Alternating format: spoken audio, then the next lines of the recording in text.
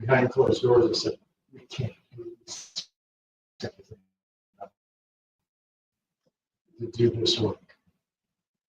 You can reflect on that. It's really tough work. Then we got out moving totally, changed our name to a logistics company. This logistics will get popular. So that's the confusion of Safeway Moving and Safeway Logistics.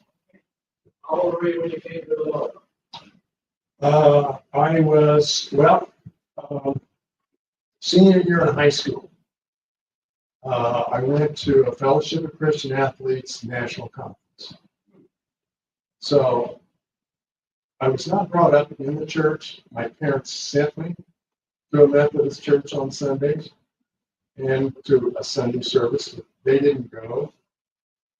And then, so for some reason, our local high school chapter of Fellowship of Christian Athletes, I got to be president of that organization. I have no idea why. So I was able to go to a national conference. Well, it cost $100 to go to that conference. I didn't have $100 to go to the conference. So one of the teachers paid my $100 for me to go to the conference. I accepted the Lord at the conference. It was over in Ohio somewhere. Middle part of Ohio. Can't remember the place, but I remember it vividly. They sent us off by ourselves after I could have been the last day. I found this place up on a hill. And I had a lot of troubling situations in my life. It was, my dad couldn't hold down a job.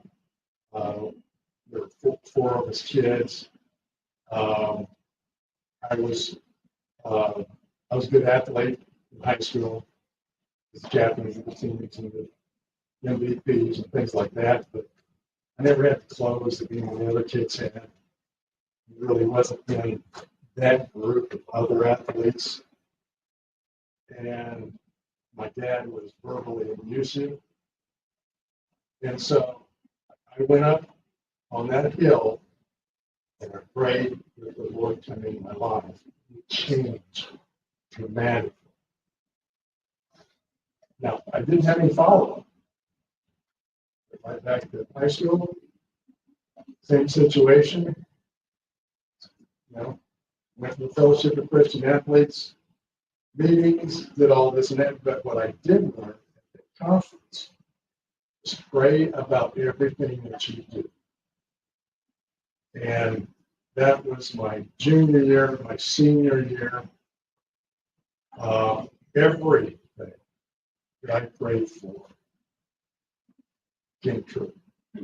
100% all the way through. I didn't really notice it. It became a ritual to me. I'd go up the bat, bases were loaded, to the Lord, don't let me strike out. Let me get a hit. Get a home run in the team. Every time, every time.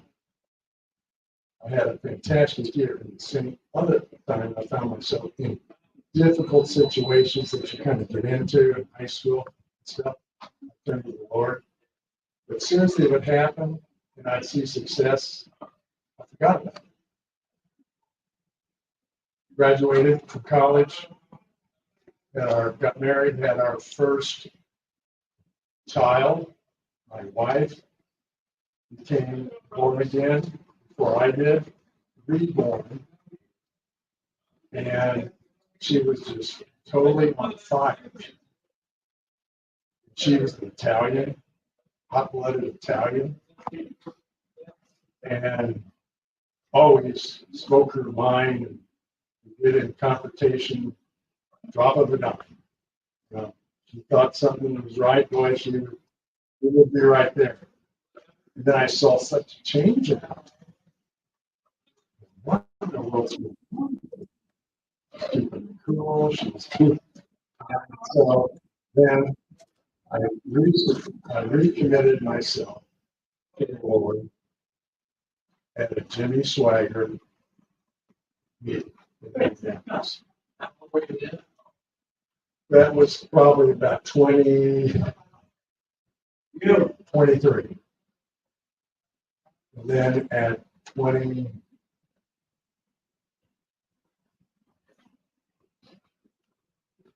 probably about 30 or 31 is when I ran into Jim Keys. Where do you come? Ball State, that's Indiana. Good. Play basketball. Nope, football and baseball. Oh. I love basketball, my hands are too small. Couldn't hold the ball. When you graduated. I graduated in 76.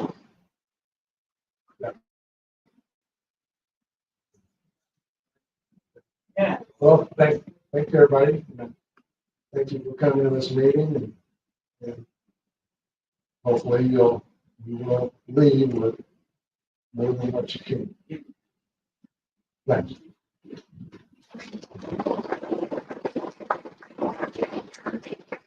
Thank you so much. I'm sure the way to turn this on. Thank you so much. You know, this is Salt Talks day here. Salt Talks, share a living testimony. Give the Lord another round of applause.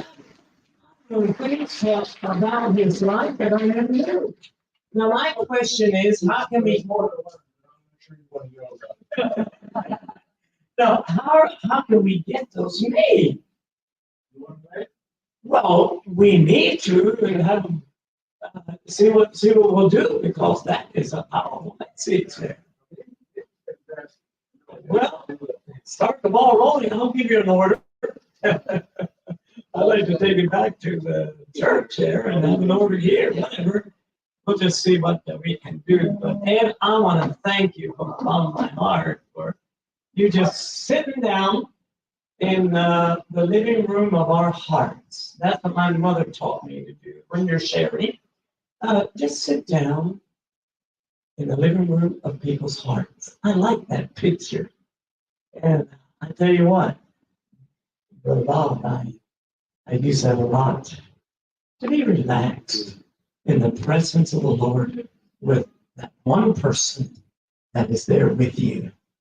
And so, Ed, thanks a million. I mean that.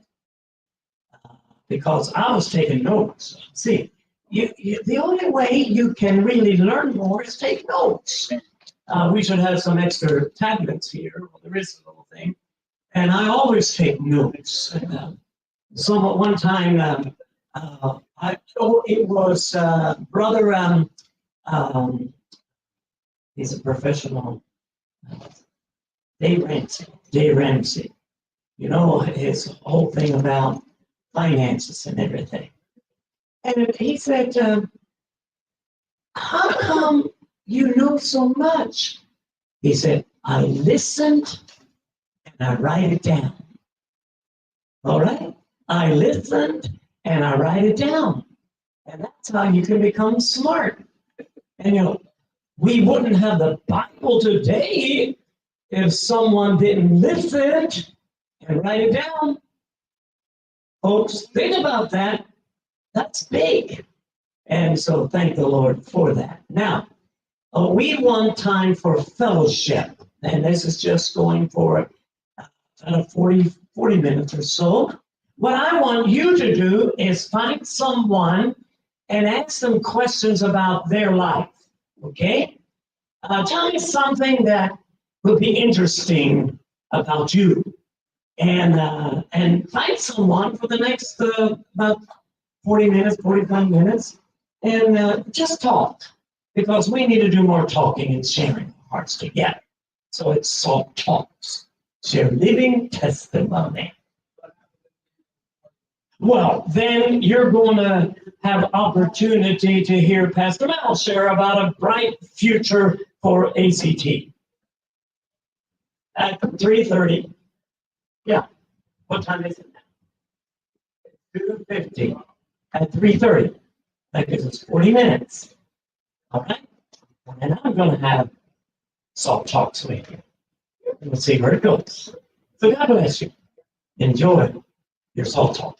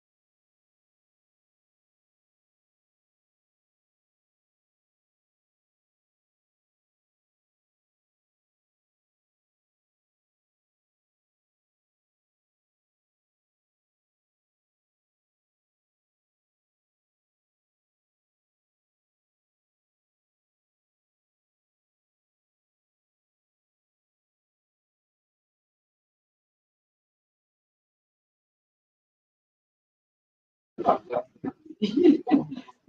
day, low day.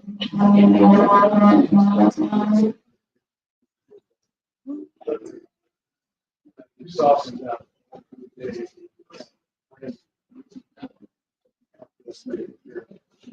Yeah. That was kind of fun. I was really some. So maybe it wasn't just the ones. Yeah. But.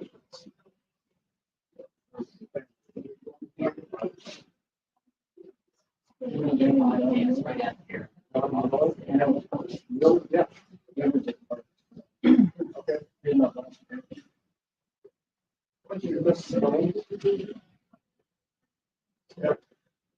Yeah. I think I can do that.